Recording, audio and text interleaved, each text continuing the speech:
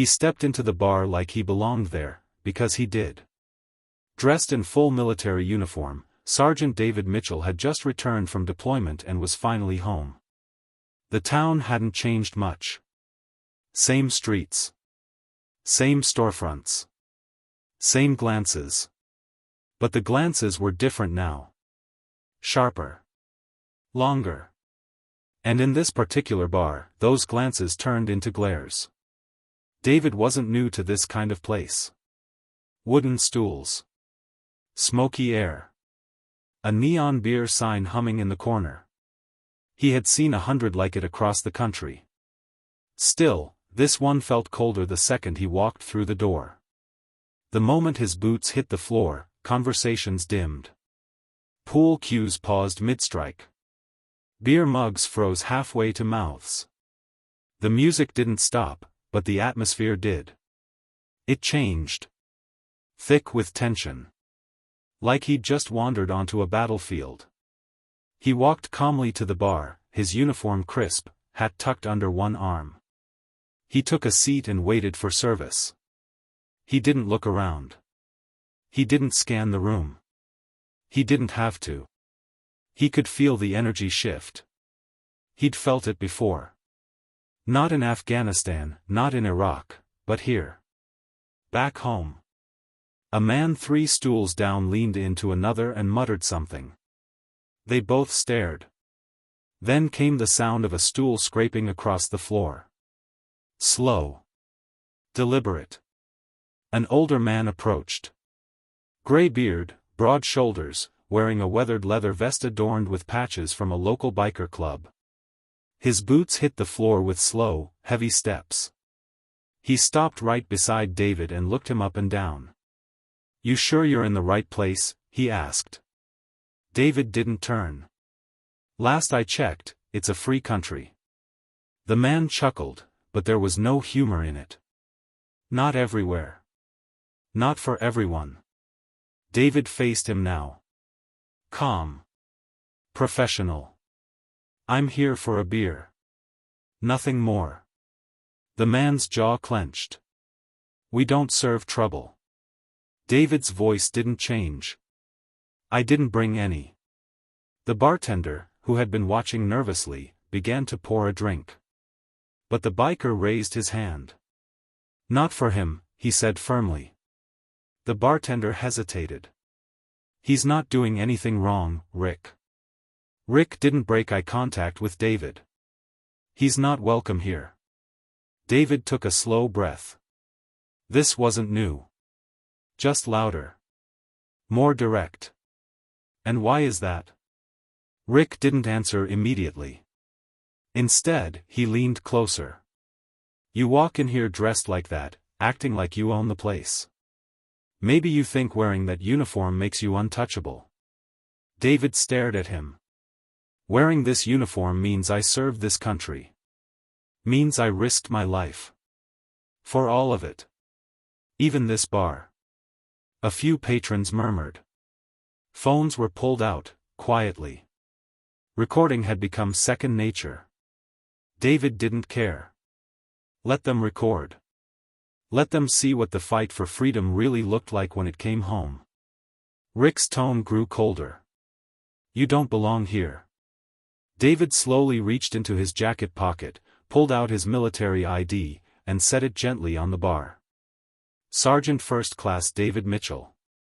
U.S. Army. Bronze Star. 2 deployments. I belong wherever I choose to sit." The room went still. Rick's face tightened. "You think a piece of plastic changes anything?" David didn't move. "I think risking your life for your country ought to count for something." For a moment, nothing happened. Then Rick reached out and shoved David back, not hard, but enough to make a point. A message. A line drawn.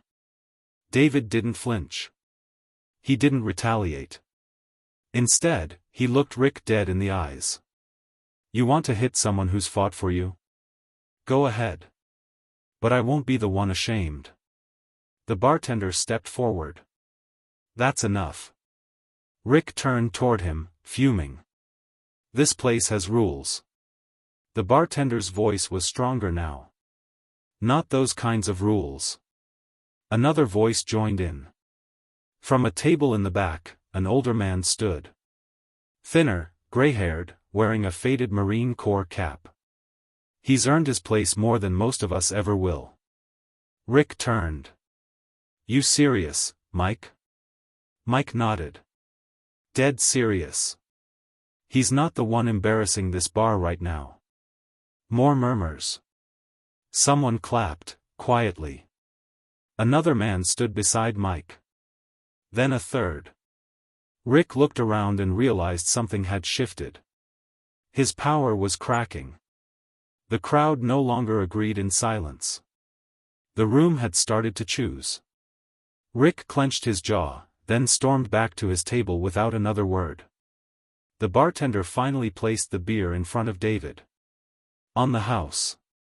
David nodded once. Took a sip. The room resumed its rhythm, awkwardly, like a record that skipped and found its groove again, but with a scratch that would always remain. He didn't come for a fight. Didn't want a scene. But sometimes, dignity demands that you stay seated even when the world tries to stand against you. And so he stayed. The beer wasn't the reward. It never was. The reward was the silence that followed, the recognition that respect doesn't have to be shouted. It can sit quietly in a glass, in the space between confrontation and restraint. And David knew exactly what it had cost him to earn that silence. But the moment didn't end when Rick walked away. Unbeknownst to David, the brief conflict at the bar had been caught on video by a young woman sitting near the back. She hadn't meant to film it. Her hands trembled, unsure if she should even be recording. But something about the moment told her it mattered. She uploaded it that night with a simple caption. Black soldier calmly shuts down racist biker at local bar.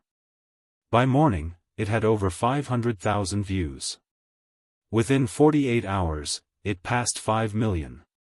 The footage wasn't violent. No punches. No yelling. Just tension. Power dynamics.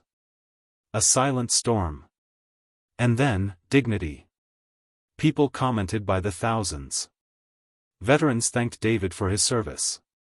Black users shared their own stories of being unwelcome in places they had every right to be. Others admitted they had never truly understood how racism still showed up in everyday moments, until they watched that video. News outlets picked it up. National headlines called him, the soldier who stood still. Cable interviews poured in. Journalists requested exclusive stories. Commentators debated the footage on live TV. Some called it proof that America still hadn't changed. Others argued it was evidence that change was possible. But David wasn't interested in viral fame. When reporters showed up at his home, he declined. When a political campaign asked to feature him in a Unity ad, he declined again. He wasn't a symbol. He wasn't trying to be a hero. He was just a man who wanted a beer in peace. Still, the video changed things. The biker bar faced a wave of backlash. Protests formed outside. Local politicians weighed in. The bar owner released a statement denouncing Rick's actions, clarifying that the establishment had no such policy, and that all veterans, regardless of race, were welcome. Rick was banned for life. But not everyone agreed. The backlash to the backlash came quickly. Online trolls spread conspiracy theories. They claimed David had staged the event. Others mocked him for not fighting back. They missed the point entirely. Because what David had done, what the video had shown, wasn't weakness. It was power under control. It was the embodiment of discipline. The kind of strength you learn not in boot camp, but in life. Eventually, David agreed to one interview. A local news station. Nothing flashy. No studio makeup or camera crew. Just him, sitting in uniform, answering questions with quiet clarity. When the reporter asked him why he hadn't left the bar, his response was simple. Because I didn't do anything wrong. That space wasn't theirs to take from me. And if I had left, I would have confirmed their belief that I didn't belong. But I do. We all do. That quote went viral again. Within days, it was on posters, T-shirts, memes. Even a mural downtown painted his likeness beside the words. That space wasn't theirs to take. Meanwhile, David returned to service. He didn't stay in town for long. The army needed him. And he preferred to be in motion, doing what he knew best. But before he left, he visited the bar one last time. Not to make a scene. Not for closure. Just to sit. Quietly. The bartender nodded when he entered. A few of the patrons looked over and gave him respectful nods. There were no phones. No speeches. Just a man in uniform drinking a beer in peace. The way it should have been the first time. But there's something powerful about claiming a space, even when it pushes back. Especially when it pushes back. Later that month, David received a letter from a father whose teenage son had watched the video over and over. The boy had always wanted to join the army but feared the hate he might face. The letter read, "My son told me he's no longer afraid, because now he knows strength isn't about muscle or weapons. It's about standing your ground with grace. Thank you for showing him that." David kept the letter folded in his wallet. He never told anyone about it. Because for him, the story wasn't about going viral. It was about the lesson. That in a world where hate still whispers in bars and glares from shadows, there is room for courage that doesn't yell. For power that doesn't strike. For men who don't need to prove their worth, because they already have. And as you sit here now, listening to this story, maybe ask yourself. What would you have done? Would you have stood beside him? Would you have spoken up like Mike did?